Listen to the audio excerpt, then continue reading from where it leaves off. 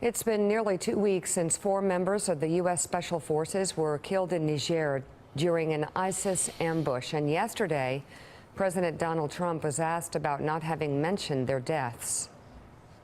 Why haven't we heard anything from you so far about the soldiers that were killed in Niger? And what do you have to say about that? I've written them personal letters.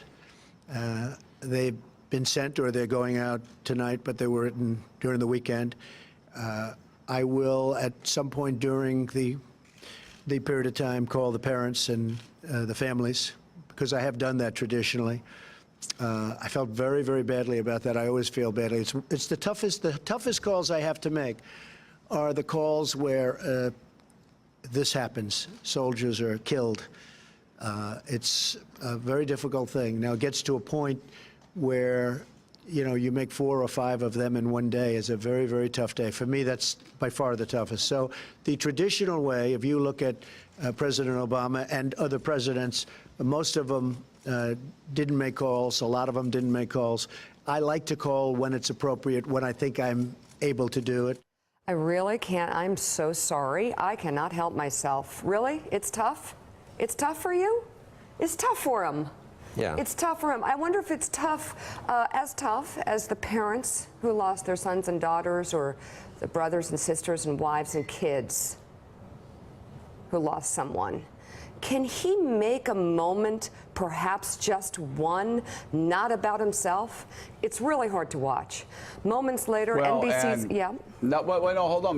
Not It's just that. unbelievable. I mean, that's offensive enough. It's offensive. That's offensive enough. What is doubly offensive is that in that moment when Mike Barnacle, when he had refused to even mention these heroes before, when it finally comes up, he makes it about himself, saying, boy, it's really tough. For him. And for him, yeah. And then he brings up his petty, long-running, insecure, pathetic, sad, weak dispute with the 44th President of the United States. Donald Trump makes their death, makes their sacrifice about himself, saying, boy, that sure is tough for me to pick up a phone and call a parent who will never see their son or daughter again. And then he finds a way to try to attack Barack Obama, which just shows, again, you talked about character before. I talked about the Beatitudes. This man is such a terrible role model and character reference for all of our children, for all of our grandchildren.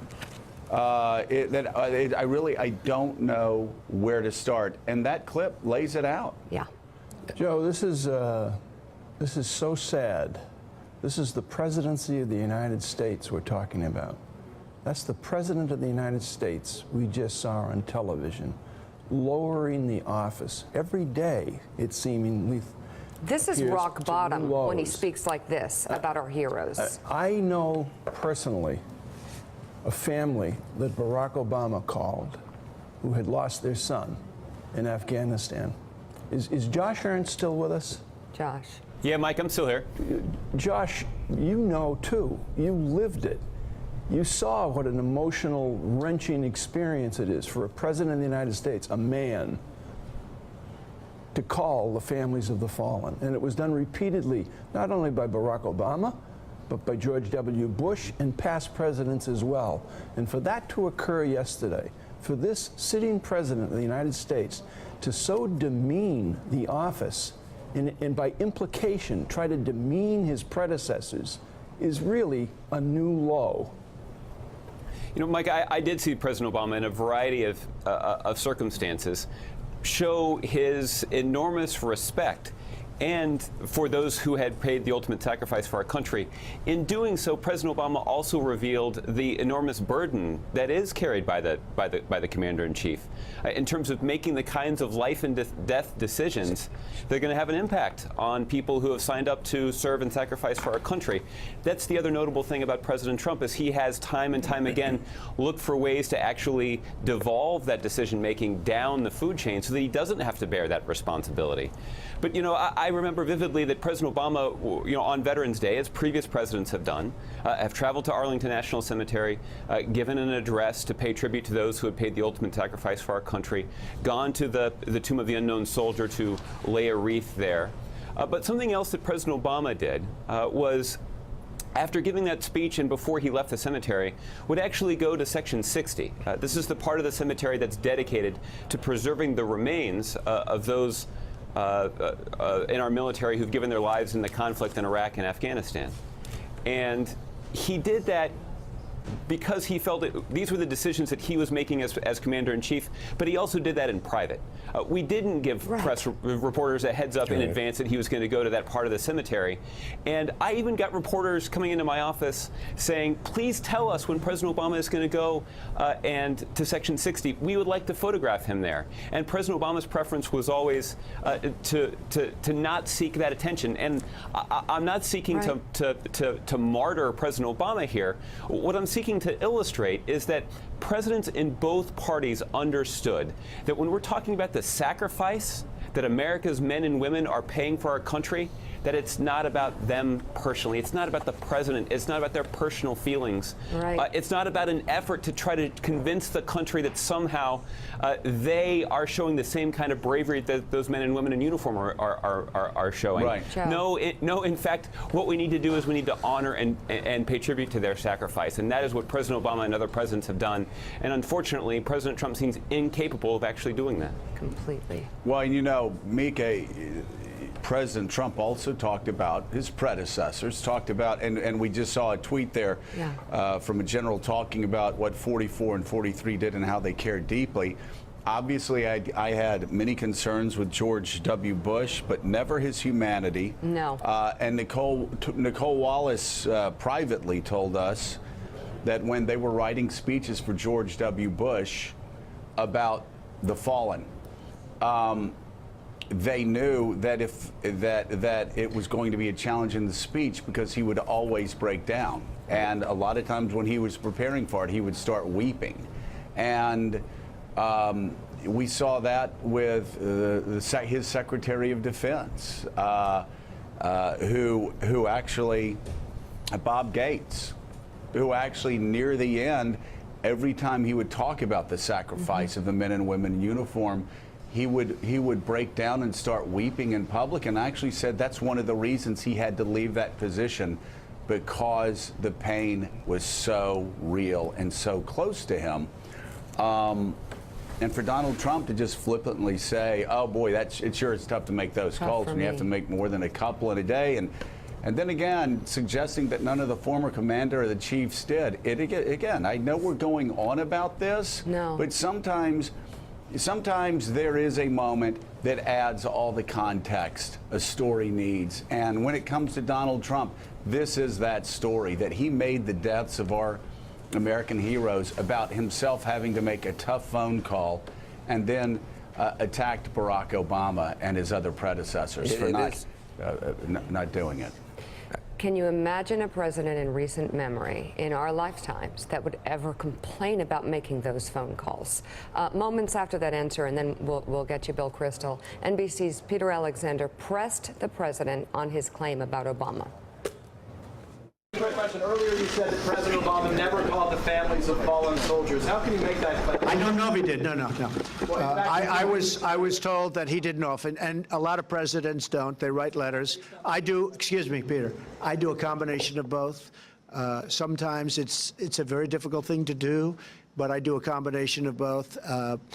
President Obama, I think, probably did sometimes, and maybe sometimes he didn't. I don't know. That's what I was told. All I can do is ask my generals. Other presidents did not call. They'd write letters, and some presidents didn't do anything. This is Let's not a good underline person. it one more time. That's a demonstrable lie, as Josh horrible, Earnest just told us. horrible. That President Obama and others, of course, called the families of the fallen.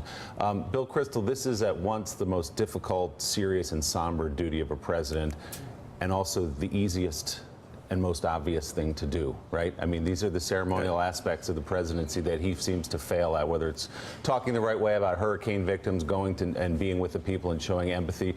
But this, to not only to say that this is difficult for me, to make this about me, as he always does, but also to then try to implicate previous presidents falsely again, it's beyond the pale. No, as Mike said, it's a new low. I mean, even if, incidentally, previous presidents haven't always behaved perfectly, what president would say that? It's totally irrelevant, right? You want to defend the dignity of the presidency. What good, honest person, what good Yeah, it'd be person like saying- with a sense of duty and honor to this country, what person who loves America would say something like that? Let's just say it. Right. There's nothing good No, it's about terrible. It's a horrible. And I would not say a good this, I really person. felt my wife Susan said this to me last night. I mean, nothing is worth it. I mean, she's had this view for quite a while, but Gorsuch isn't worth it. Tax cuts Nothing isn't is worth worth it. it. You know, being more pro-Israel than Obama isn't worth it. And Republicans, and my fellow Republicans, if I can still say that, and conservatives, and people like Mitch McConnell and decent senators need to stand up, and they really should stand up today and say, Together. this is terrible. I mean, this is, When you- and it really is terrible. I mean, the degradation of our public life, of our civic discourse that's happening in this presidency, none of the little policy victories or even the bigger policy victories is worth it. And Mika, when you listen to presidents talk about the duty of welcoming home the remains or talking to a family of a fallen soldier, it's the most solemn and serious thing they do. When they go to Dover Air Force Base in the middle of the night, as Josh knows, President Obama has done. When George W. Bush went to Walter Reed to talk to the victims, the soldiers of the wars he initiated, it's the heaviest and most difficult thing they do. They would never talk in such a flippant way about an issue like this. And there are people serving really, right now. It's really just, it shows so much about him, both making it about himself, but then also the gratuitous and sort of blaming of his, justifying yourself by then sort of gratuitous and false attacks on your predecessors, who were president of the United States, and who, who behaved decently and appropriately in honoring our fallen soldiers and their families. Ugh. Coming up, Senator John McCain seems to call out President Trump and at least some of his supporters in an emotional event attended by former Vice President Joe Biden. We'll play his remarks. Plus, the president says the military shouldn't have to be distributing food and water in storm-battered Puerto Rico. We'll get reaction when Morning Joe comes right back. Thanks for checking out MSNBC on YouTube, and make sure you subscribe to stay up to date on the day's biggest stories. And you can click on any of the videos around us to watch more from Morning Joe and MSNBC. Thanks so much for watching.